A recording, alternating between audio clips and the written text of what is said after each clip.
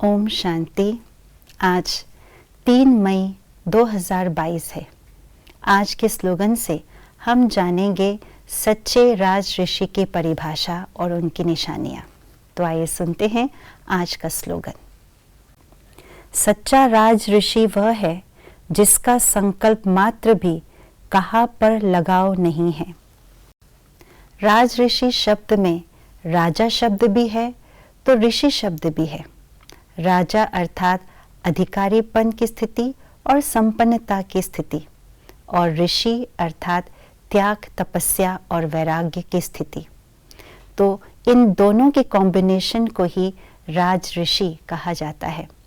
जो आत्मा राजा है अर्थात अधिकारी है, वे कभी भी किसी के अधीन में नहीं आ सकते, क्योंकि जो अधीन वाले होते हैं वे कभी अधिकारी नहीं कहलाया जाएगा, ना ही उसको राजा कहलाया जाएगा।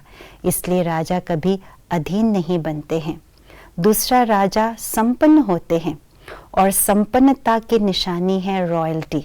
वे कभी भी किसी भी चीज़ से प्रभावित नहीं होंगे।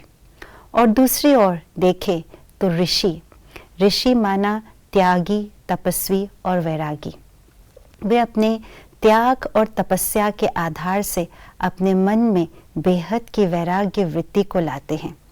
अपने त्याग के आधार से एक के ही साधना में लीन रहते हैं, एक की ही स्मृति में रहते हैं। इसीलिए ऋषि उसको कहा जाता है जो एक के सिवाय किसी और को याद न करते हो। तो देखा जाता है कि दोनों ही स्थिति में, चाहे अधिकारीपन की स्थिति हो, चाहे त्याग मूर्त, तपस्वी मूर्त की स्थिति हो, इन दोनों ही स्थितियों में आत्मा कभी भी अपने मन के लगाव को कहीं और नहीं ले जाते हैं सिवाय एक के।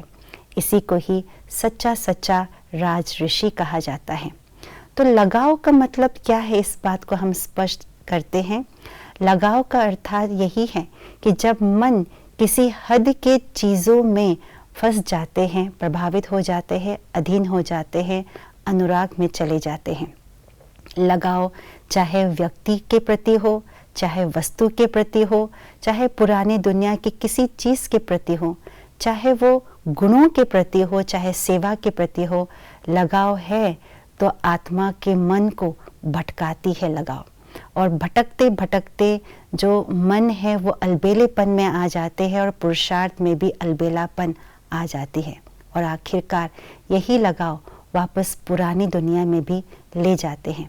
इसीलिए हमें सच्चे राज ऋषि बनना है, अर्थात हम स्वयं के राजा बने, मन को हम अपने अधीन में लाए और एक ही तपस्वी मूर्त बन करके एक ही साधना को साधते रहे।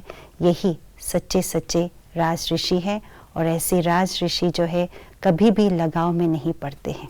तो आइए इस बात पर हम अटेंशन दें। ओम शांति।